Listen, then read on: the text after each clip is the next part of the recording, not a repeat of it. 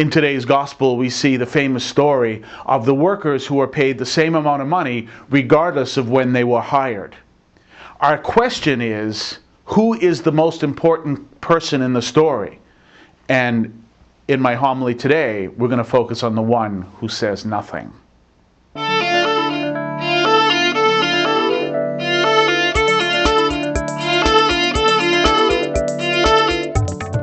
When we look at the characters of this story of Jesus, the men who were hired at different times during the day, but they were all paid the same thing, we see several. We see the landowner, we see the various workers who were hired at different times during the day, but we also see someone else, and that is the foreman. And the foreman, who has no speaking part in this story, plays a key role in everything that the landowner is trying to accomplish.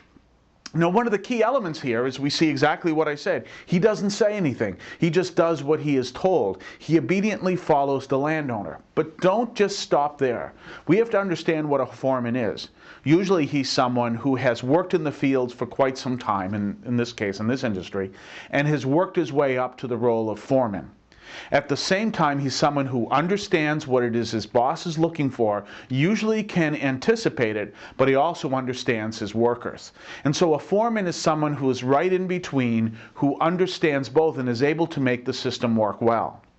It would be the foreman's role to turn around to the landowner once he said, we're going to pay everyone the same amount of money, to say, you do realize that if you do that and you're looking for workers tomorrow or even next season, you won't be able to find anyone before 5 o'clock in the afternoon.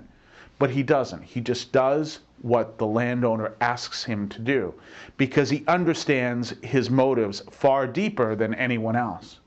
And so when we look at that and we see that within the context of the workers, there are the workers who are hired at different times during the day, and the question we can ask is, what were they paid for?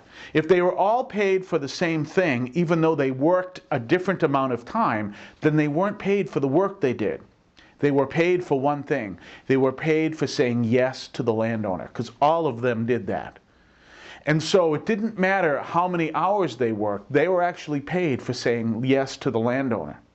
But there were some that said yes to him on faith, because they were working for 1 hour, from 5 to 6. And so they expected, in today's finances, in today's money, they were expecting to get paid no more than what we would call today $6.55.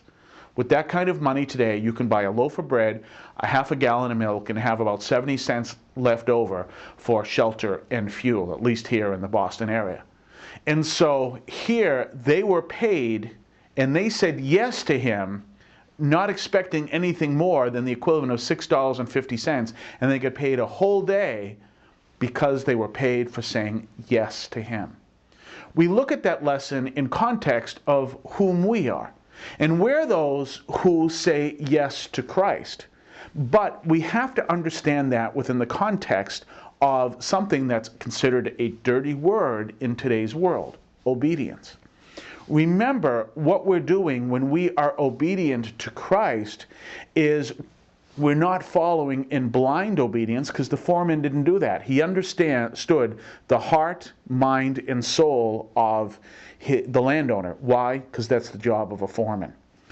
And so when we say yes to Christ, we say yes in the context of St. Augustine, that we're called to lift heart, mind, and soul up to Christ, and let us follow Christ with our heart, our mind, and our soul, not just our mind. Remember, the Lord speaks to the heart. He also speaks to the mind and the soul, but he works through the heart. And so if we only follow Christ through just our reason and not our faith as well, then we are going to make some errors. Now let me show you this. Here the foreman again could have turned around and argued the way that paying everyone the same amount of money would have thrown everything off, but he doesn't. In the same way, we can turn around and we can say, you know what, this doesn't make sense on a human level, what it is that the church is teaching. But when we start looking at it at a deeper level, beyond just the reason, but also reason, mind, and heart, then we can see it from a different perspective. And a lot of this is faith. The Lord is speaking to us from a profound wisdom that we listen to and we follow. That's one of the issues we deal with. I'm reading the book right now, Hostage to the Devil by Malachi Martin, which has been out about 30 years. It is literally a textbook on possession. But one of the things he brings out is that when those people who have dealt with the devil directly argue with him, they'll lose. Because we don't deal with the devil directly, we deal with him in the name of Jesus. Why? Because he just uses simple logic and wisdom and can turn people's minds around very quickly. But God says work through the mind, the heart, and the soul. And so when we follow in faith, we're actually following at a deeper level, some of which we may not fully understand. Now we have to understand that you and I are called to be obedient to church teaching, but not obedient to church teachers who are not following church teaching. So I don't care if it's a bishop, I don't care who it is, who turns around and teaches something that ultimately is not church teaching. You don't have to follow that, and you shouldn't. This was one of the issues that hit the crisis in the church. How is it that you can take someone who can destroy someone's faith and put them in a leadership position? That was the question that came out. That is not church teaching to do that. Church teaching is to make sure that we are humble before the Lord and seek to do the will of God.